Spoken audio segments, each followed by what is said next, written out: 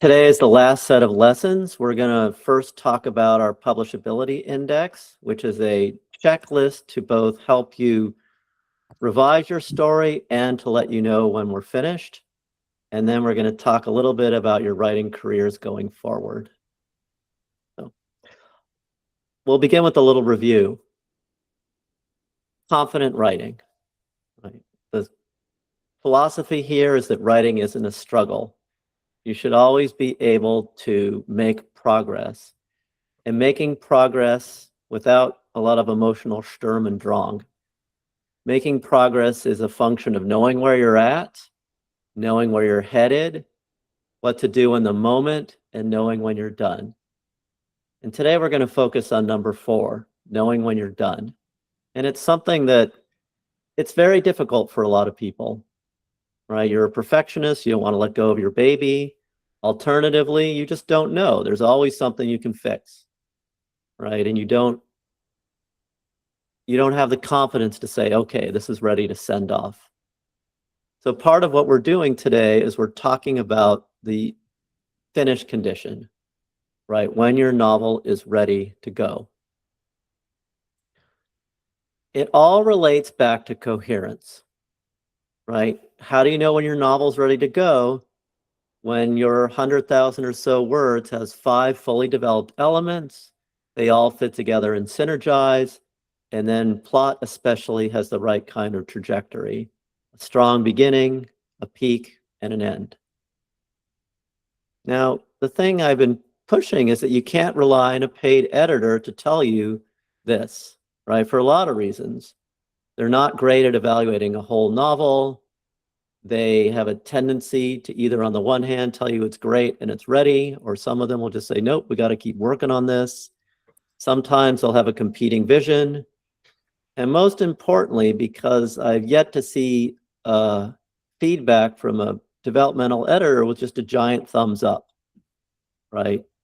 Usually there's going to be pages of output and you're not going to quite know what to do with it.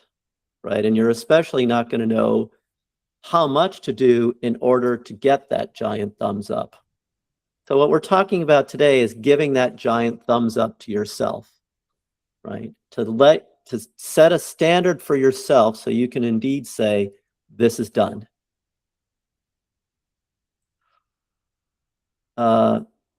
We have this model that most authors use, which is one way to do it. Very linear, write drafts, developmental editing, revision, proofreading. The key to getting your novel finished in this approach is to understand there's a constant interaction between story and writing, and then to iterate through this story-writing interaction until each one of your chapters is sufficient, perfect, compelling, satisfying, and then that your entire novel is pieced together not so much through reading the whole thing and then making global revisions, but by using the tools to make sure that each chapter is doing its job. So for example, last week we talked about how you had to have continuity, a peak in each chapter, and each chapter had to have enough story. And then if you meet those standards chapter by chapter, and then have the overall narrative set up, you're going to be fine. So when it comes down to it, each writing session, right, whether you write regularly or spontaneously, is going to involve selecting the proper tool for that session. Right? And it's okay to default to the MCS. You just take 90 seconds at the start of every writing session, maybe 2 or 3 minutes if you're at that stage. You just say your MCS, and then you go ahead and write. That's a good enough session. And then some sessions you're going to do something else. You're going to be developing the story, working on your continuity, right? Working on your characters. Something else that's going to help you with the development of the story. So that's going to feed back into your writing. And as long as you keep stringing these sessions together, you're going to make steady progress. And then when you're done, you just have to answer these questions. Right? One of them is a confidence question. How good is my novel? The second question is, can I make my novel better? Right? What can I do in the moment that needs improvement, right? It needs a solution to a problem I'm having. And then the big question, of course, is, am I done? Is my novel publishable? And what you should see immediately is that the answers to each of these three questions involves feedback. We have one form of feedback, retelling, but today we're talking about another form of feedback, which is comprehensive, holistic feedback. We want our feedback to be holistic because that's the way the reader reads, right? Readers don't generally read line by line and evaluate each line like a proofreader does, or perhaps some editors do. They read a chapter and see whether it's satisfying. They read a whole novel and see whether it's satisfying. So that's our first goal with this other kind of feedback, is the kind of evaluating it on the whole. And then our second goal in terms of comprehensive is we want to satisfy people's standards, what they expect from a good story. So this is not an alternative to good storytelling. This is a way of thinking about good storytelling and then applying that wisdom to our particular work. Secondly, we want it to be precise, right? We don't want to have someone read our entire novel and gives up a thumbs up or a thumbs down, right? That was great, or that was not so great, right? We don't want them to say, oh, I like this, I didn't like that. What we want is something much more specific, both to pinpoint strengths and also to identify weaknesses. And then finally, we want consistency. And this is something that most authors don't think about, right? But you can imagine a situation where you give your novel to a commenter in the morning, and then you give it to them in the evening, and for one reason or another, perhaps they didn't have coffee, perhaps whatever, they were bored, perhaps they were under pressure, you're going to get different answers, different evaluations of that same novel over different times. That's very bad, right? We want to separate out any kind of individual moods or motivations or visions from feedback in order to make sure it's consistent and we can count on it. And the same thing for different readers, right? Some people, I don't like science fiction, I don't like mysteries, I don't like horror. And yet, they are going to, in some cases, evaluate your novels, right? As a paid developmental editor, in a lot of cases, you're going to take anyone who comes your way, whether you have a predilection for that genre or not. Now, in part, you're just not going to be able to evaluate genres you're not familiar with. But worse, right, that is going to bias your evaluation. And then there's the rare case where being overly familiar with the formula will actually be another kind of negative influence on the evaluation, right? What you want is a way of separating the story from the genre and other kinds of preferences so you can have a more objective evaluation of the content of the novel aside from the reader's preferences. And that's another aspect of consistency. So for those reasons, we came up with our Publishability Index. So the idea was to do as much research and reading as possible, take every piece of advice that people had ever given about what constituted a good story, and then organize that into a singular document. And this took years, and we're still doing it, right? We took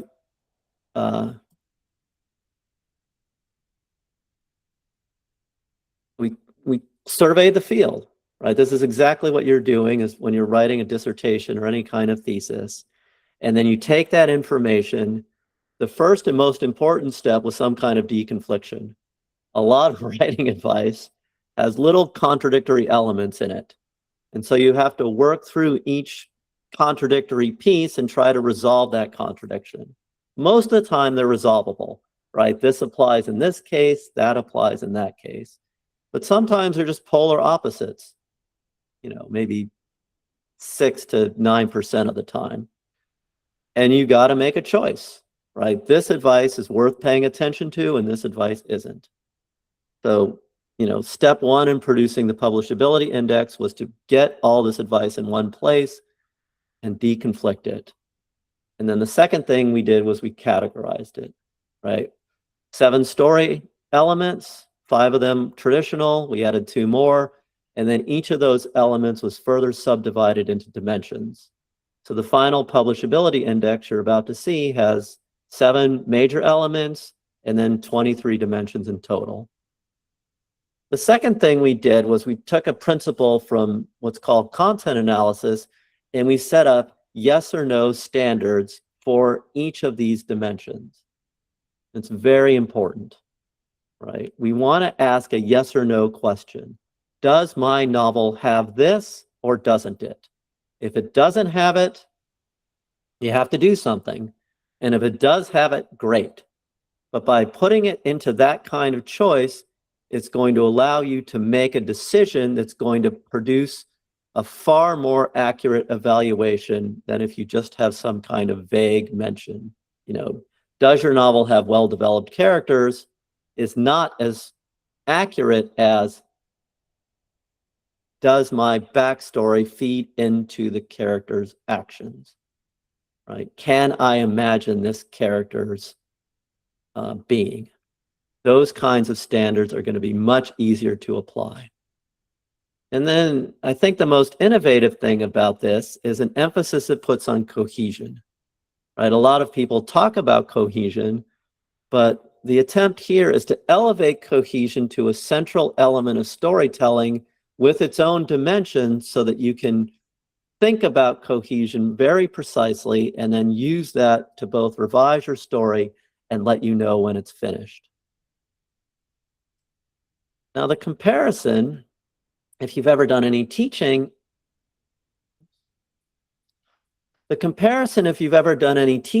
is in how to do feedback in terms of grading, right? Notice these are both evaluation. And as we talked about last time, whenever you're making comments on a story, you're making them against some kind of ideal, whether you've stated it explicitly or whether it's this fuzzy notion in the back of your mind. The comment is designed to improve the story. And therefore, stories that have more comments are going to be evaluated less well than stories that have fewer comments, right? So there is an inherent evaluatory dimension to all feedback. Right? Now, when you're doing a math test or a multiple choice test, evaluation is pretty easy, right? You get the right answer or you don't. Some cases you have to show your work. The more complex the creative work is, more complex and creative a work is, the more difficult the evaluation, right? The more subtle, the more exhaustive, the more expansive your evaluation needs to be. But that doesn't mean you should give up. What it means is you need more careful scoring, right? It's not check, check, check, check, check. It's we need to start thinking about these things and coming up with a way of producing the kind of consistent evaluations that we want, right? And the way most people handle this is they come up with a checklist or rubric, right? So I did a lot of grading and a lot of supervising of grading when I was teaching, and you would meet, right? The TAs and I would meet. We would try to decide what a good answer was. We would try to decide what a bad answer was. And then we would produce a list of all the things the perfect answer would have so that the grader could look through those things and determine where a particular answer fell on this spectrum. And answers that fell higher got better grades. That's the logic.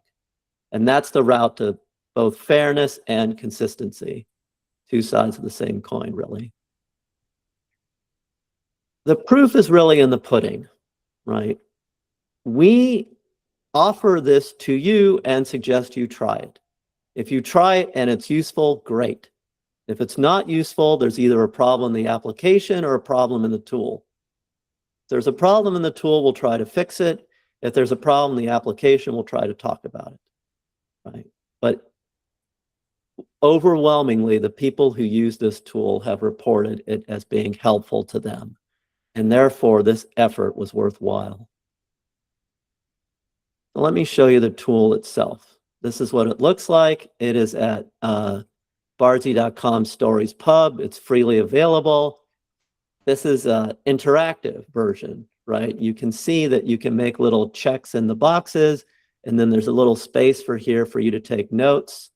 Some of you will have seen it because we use this tool to give feedback to our contest entrants, right? The only thing is, if you want to save your evaluations, you need to create a free account. Let's do a little bit of a close-up here. You can see from the overall picture, it's divided into 7 different major categories.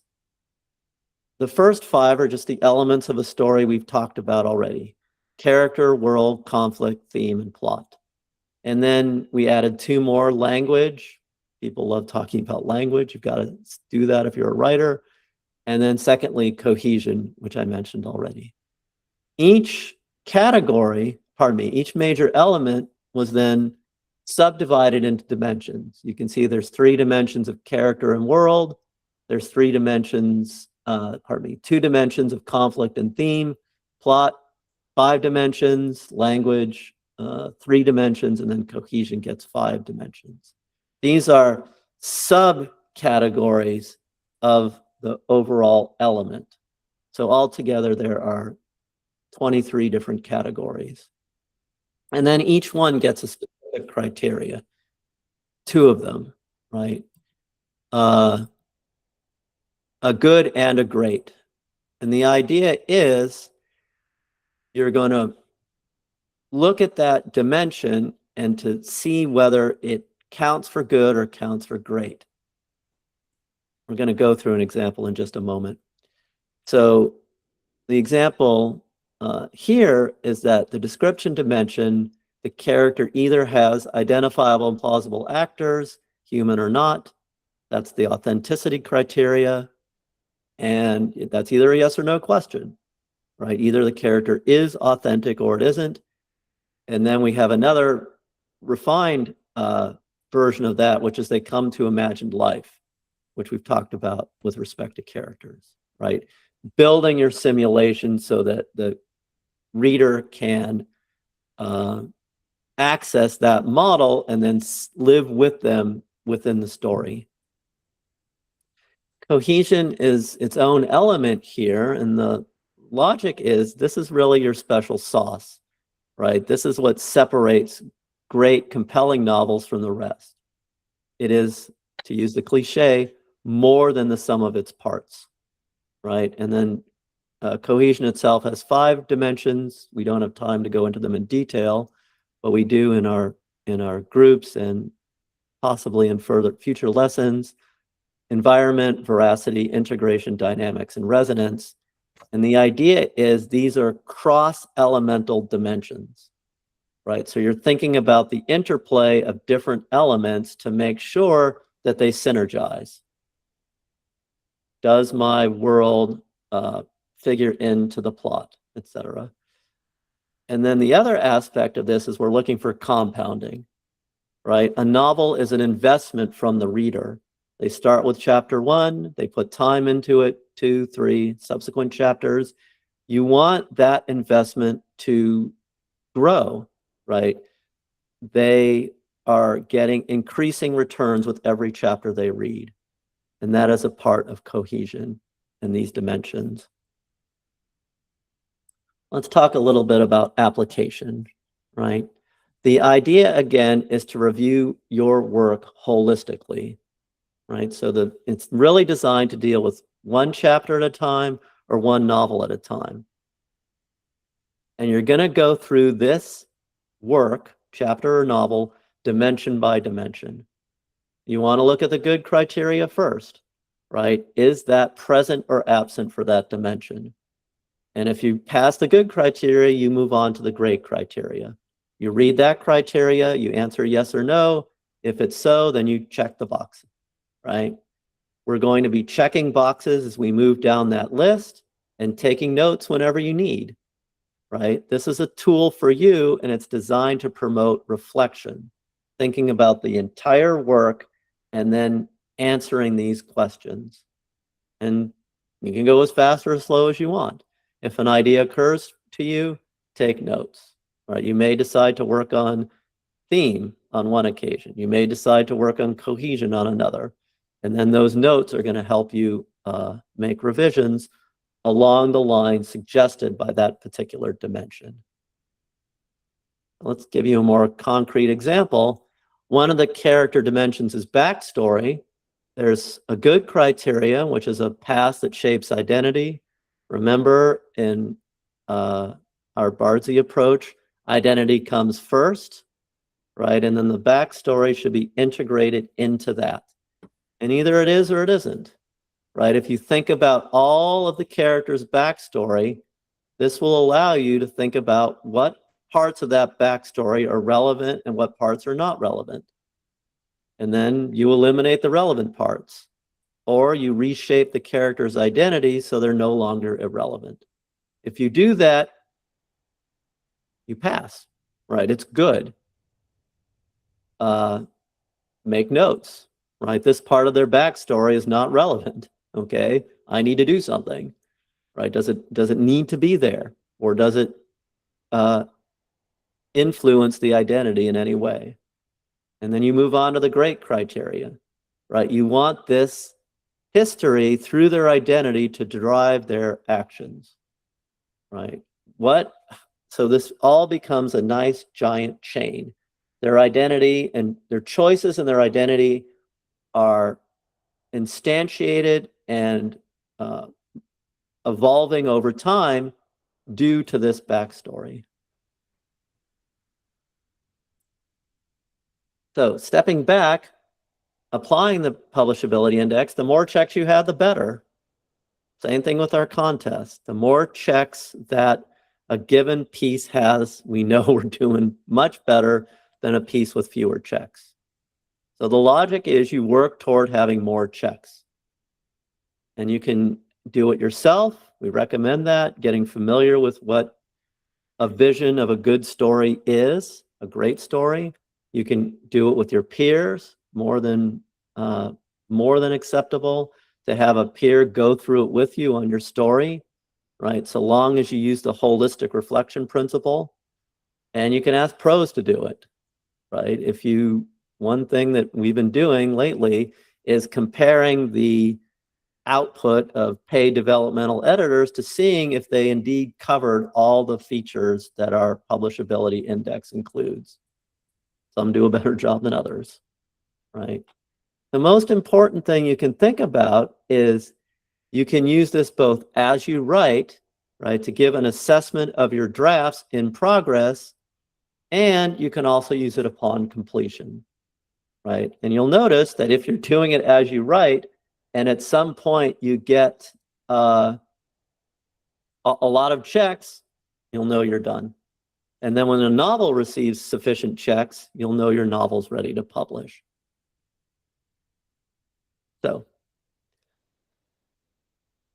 the goal here is iterative improvement, right? Whether you're doing the evaluation yourself, you're using a fellow writer or a professional, you're going to look at your chapters and the novel to keep getting more checks.